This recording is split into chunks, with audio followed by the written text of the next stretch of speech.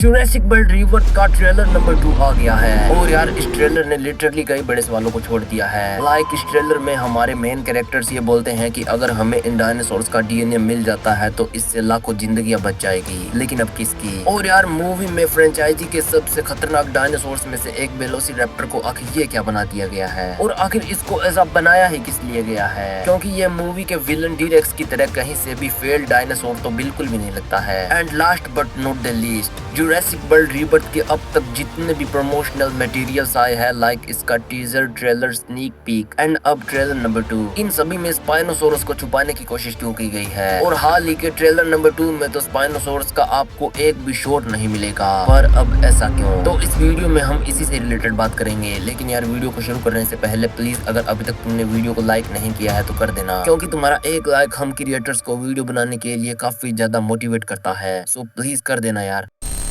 तो अब सबसे पहले अगर बात करें कि इस मूवी के टीजर ट्रेलर में स्पाइनोसोरस को छुपाने की कोशिश क्यों की गई है, क्योंकि स्पाइनोसोरस को छोड़कर इसके ट्रेलर नंबर 2 में आपको लगभग सभी डायनासोर्स मिल जाएंगे, जिनमें मोसासोरस जैसा एक ऐसा डायनासोर भी है जो कि बहुत ज्यादा रेयरली दिखता है। और टी-रेक्स की तो यहाँ बात ही अलग है, क्योंकि इसके ट्रेलर नंबर 2 में सबसे ज्यादा सीन टी-रेक्स का ही था। और टी-रेक्स के अलावा भी मूवी के विलन डी-रेक्स, टाइटेनोसोरस, एक न्यू म्यूटेंट डायनासोर एंड और भी कई डायनासोर्स को दिखाया गया। लेकिन यहाँ यानी जुरासिक वर्ल्ड रीबर्थ के ट्रेलर नंबर 2 में आपको स्पाइनोसोरस का एक भी सीन नहीं मिलेगा। बट क्यों? तो इसके मेनली 2 रीजंस हैं एंड सेकंड वाले के बारे में सुनकर आपका दिमाग हिलने वाला है। लेकिन उसे जानने से पहले अगर बात करें फर्स्ट रीजन की, तो यार शायद से इस मूवी में स्पाइनोसोरस का कोई उतना बड़ा रोल हो ही ना, इसीलिए ट्रेलर में उसकी फुटेजेस काफी कम है एंड ट्रेलर नंबर 2 में तो है ही नहीं। और ये पहली बार नहीं है जब इस फैन फेवरेट डायनासोर के साथ ऐसा हुआ है। मतलब जब जुरासिक पार्क 3 में पहली बार स्पाइनोसोरस को दिखाया गया था, तब उसके बाद से ही ये डायनासोर फ्रेंचाइजी के सबसे फेवरेट डायनासोर्स में से एक बन गया था, जिसको लोगों ने काफी ज्यादा पसंद किया। पर जुरासिक पार्क 3 के बाद से इसे किसी भी मूवी में उतना ज्यादा नहीं दिखाया गया, क्योंकि जुरासिक पार्क 3 के बाद स्पाइनोसोरस पूरी तरह से बस कैम्प क्रिटेशियस एनिमेटेड सीरीज में ही दिखा, लेकिन लाइव एक्शन में ये कहीं भी नहीं दिखा तो बस किसी स्केलेटन या फिर डिलीटेड सीन में। तो अब ऐसा ही इस मूवी में भी हो सकता है, लेकिन अब यार इसके अलावा एक और भी रीजन है एंड यार अगर ऐसा हो जाता है तो ये सच में बहुत ही ज्यादा माइंड ब्लोइंग होगा।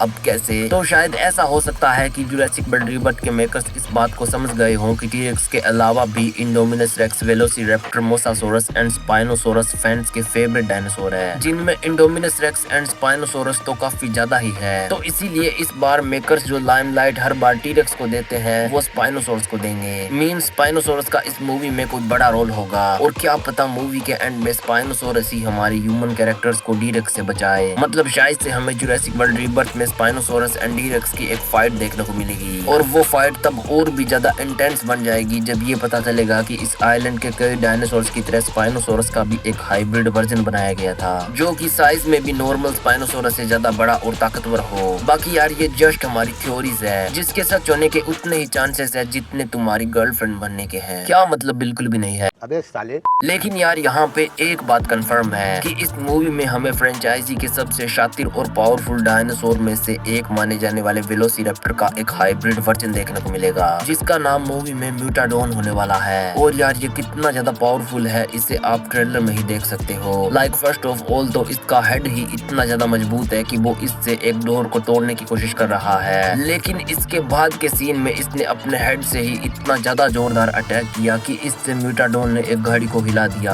और यहाँ पे सीन कट हो जाता है। तो क्या पता मूवी के इस सीन में आगे म्यूटाडोन इस गाड़ी को अपने सर से पलट भी दे। बट मैसिव स्ट्रेंथ के अलावा वेलोसिरैप्टर होने के कारण म्यूटाडोन काफी ज्यादा तेज और फुर्तीला भी है। लेकिन यहाँ एक और सबसे अमेजिंग चीज ये है कि म्यूटाडोन के पास विंग्स है, जो उसे अपने टेरानाडोन डीएनए से मिला है। मतलब म्यूटाडोन वेलोसिरैप्टर एंड टेरानाडोन का एक हाइब्रिड है, जिसके पास वेलोसिरैप्टर का दिमाग और टेरानाडोन के विंग्स है। लेकिन अब क्या म्यूटाडोन अपने इन विंग्स का यूज कर भी पाता है? तो देखो, जब मैंने इस पे रिसर्च की तो मुझे इसके 2 आंसर्स मिले। लाइक कुछ वेबसाइट्स के अकॉर्डिंग तो टेरानाडोन का डीएनए होने के कारण इसमें जन्म से ही उड़ने की एबिलिटीज होंगी, यानी हाँ म्यूटाडोन उड़ सकता है। लेकिन यार जो इस मूवी से रिलेटेड एक टैगलाइन है यानी फेल्ड हाइब्रिड, वो तो मुझे कुछ और ही बता रही है। मतलब हाँ साइंटिस्ट ने इसे बनाया जरूर उड़ने के लिए था, अब वो क्यों तो उसका जवाब मैं तुम्हें आगे दूंगा। लेकिन उनका एक्सपेरिमेंट फेल हो गया एंड दैट्स व्हाई टी-रेक्स की तरह म्यूटाडोन भी एक फेल्ड डायनासोर बन के रह गया। गया, जिसके पास विंग्स है जरूर, बट वो उनसे उड़ नहीं सकता है। क्योंकि अगर आप म्यूटाडोन के साइज एंड देन उसके विंग्स को देखोगे तो तुम्हें पता चलेगा कि उसके साइज एंड वेट के मुकाबले उसके विंग्स काफी ज्यादा छोटे हैं। तो मे भी म्यूटाडोन अपने विंग्स से उड़ ना पाता हो। लेकिन हाँ, ट्रेलर में वो जिस तरह से दौड़ रहा है, तब जैसे वो अपने विंग्स को कर रहा था, उसे देखकर पता चलता है कि वो अपने विंग्स को दौड़ते टाइम बैलेंस बनाने के लिए यूज करता है, लाइक जैसे हम ह्यूमंस अपने हाथों का यूज करते हैं। अब नॉर्मली एनिमल्स दौड़ते टाइम अपनी टेल की हेल्प से अपना बैलेंस मेंटेन करते हैं, लेकिन म्यूटाडोन के पास अपनी टेल के अलावा विंग्स भी है, तो ऐसी कंडीशन में वो ज्यादा तेजी से बहुत स्टेबली दौड़ सकता है। पर यार, अब म्यूटाडोन को देखकर एक सवाल तो आपके भी मन में आया होगा कि आखिर साइंटिस्ट ने इसे बनाया ही क्यों। मतलब डी-रेक्स का तो समझ आता है कि उससे पहले टी-रेक्स बनाने की कोशिश की जा रही थी, और जब एक्सपेरिमेंट फेल हो गया तो नतीजा ये निकला। लेकिन आखिर म्यूटाडोन को क्यों बनाया गया? क्योंकि ये सिर्फ वेलोसिरैप्टर का तो कोई फेल वर्जन नहीं है, क्योंकि इसके विंग्स को देखकर पता चलता है कि ये एक हाइब्रिड फेल डायनासोर है। मतलब जो म्यूटाडोन के पास विंग्स है वो साइंटिस्ट ने उसे जानबूझकर दिए। पर आखिर क्यों? तो अब देखो यार, आपको ये तो पता ही होगा कि जब पहली बार डायनासोर्स को बनाने का तरीका ढूंढा गया था, तब कई लोगों के दिमाग में ये ख्याल आया था कि क्यों ना इन डायनासोर्स का वॉर में यूज किया जाए। अब शायद इंडियन अपने पार्क को और ज्यादा बड़ा बनाने के लिए गवर्नमेंट से पैसे चाहती हो, और बदले में वो उन्हें कुछ ऐसे वेपन्स देंगे जो कि वॉर में उनके बहुत ज्यादा काम आने वाले हैं, मींस डायनासोर सोल्जर्स। अब वेलोसिरैप्टर इसके लिए सबसे परफेक्ट रहते, क्योंकि अगर एक बार इन्हें अपने टारगेट का कोई क्लू दे दिया जाए तो ये तब तक टारगेट का पीछा नहीं छोड़ेंगे जब तक या तो टारगेट खत्म ना हो जाए या फिर ये खुद। तो इसीलिए इंडियन पार्क वाले वेलोसिरैप्टर्स के अलावा भी कुछ ऐसे वेलोसिरैप्टर्स बना रहे होंगे जो कि वॉर में काम आए। अब उनको अगर कहीं दूर ले जाना हो तो उन्हें किसी बड़ी सी जहाज में बिठाकर फिर उन्हें बैटल ग्राउंड में उतारना पड़ेगा,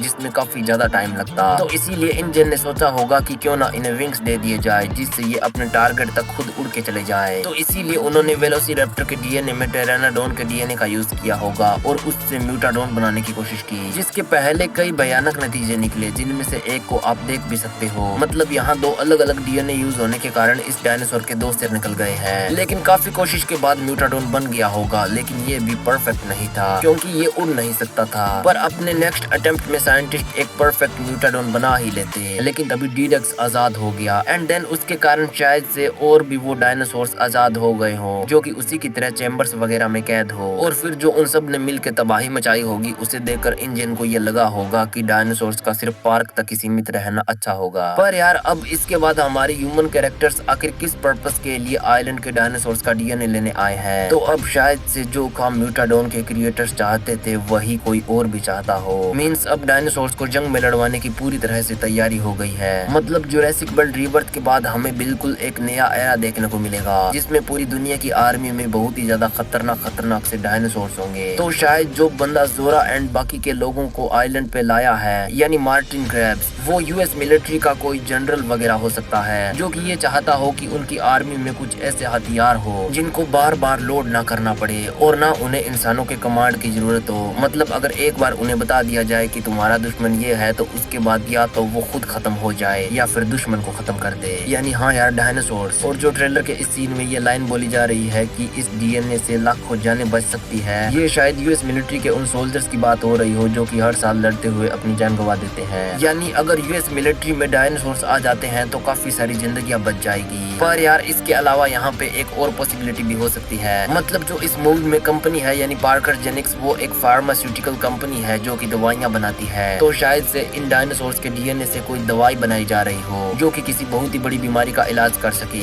या शायद से ये खुद डायनासोर्स की ही कोई दवा हो, क्योंकि दुनिया में बाकी बचे डायनासोर्स के मुकाबले इस आइलैंड के डायनासोर्स काफी ज्यादा स्ट्रॉन्ग है, क्योंकि इन डायनासोर्स ने ऐसी कंडीशन में खुद को जिंदा रखा है जहाँ पे ऑलरेडी इनकी बॉडी में एक पॉइजन डाल दिया गया था। मतलब जुरासिक पार्क 1 में हमें बताया गया कि अगर इन डायनासोर्स को टाइम टू टाइम लाइसिन ना दिया जाए तो इनकी अपने आप डेथ हो जाएगी। तो इस आइलैंड के डायनासोर्स ने यहाँ पे अपने आप को जिंदा रखा है बिना लाइसिन के, जो कि ये शो करता है कि इनका इम्यून सिस्टम बहुत ही ज्यादा स्ट्रॉन्ग है। तो मे बी इनके डीएनए से बाकी डायनासोर्स के लिए कोई क्योर बनाया जा रहा हो ताकि बाकी के भी डायनासोर्स आज के एनवायरनमेंट को सर्वाइव कर सके। बाकी यार, तुम्हें क्या लगता है? आप भी अपनी अपनी ओपिनियंस कमेंट्स में जरूर बताना। एंड हाँ, अगर जुरासिक वर्ल्ड रीबर्थ से रिलेटेड कोई भी सवाल हो तो कमेंट में बता देना, क्या पता नेक्स्ट टाइम तुम्हारे सवाल पे मैं वीडियो बना दूं। बाकी यार, अगर आगे भी जुरासिक वर्ल्ड एंड डायनासोर से रिलेटेड वीडियोस पाते रहना चाहते हो तो प्लीज यार इस वीडियो को लाइक कर देना एंड चैनल को भी सब्सक्राइब कर लेना। लेकिन जुरासिक वर्ल्ड से अलग अगर ये जानना चाहते हो कि गॉडजिला एक्स कॉन्ग सुपरनोवा का मेन विलन कौन होगा, होगा। मतलब हाँ, वो होगा तो एक गॉडजिला ही, पर स्पेस गॉडजिला नहीं होगा, बल्कि वो एक ऐसा गॉडजिला होने वाला है जिससे क्या गॉडजिला, क्या कोंग एंड क्या मोथरा सभी टाइटन्स डरते हैं। अब वो कौन है तो यार जवाब तुम्हें इस वीडियो में मिल जाएगा, एंड ये वीडियो तुम्हें एंड स्क्रीन में मिल जाएगी।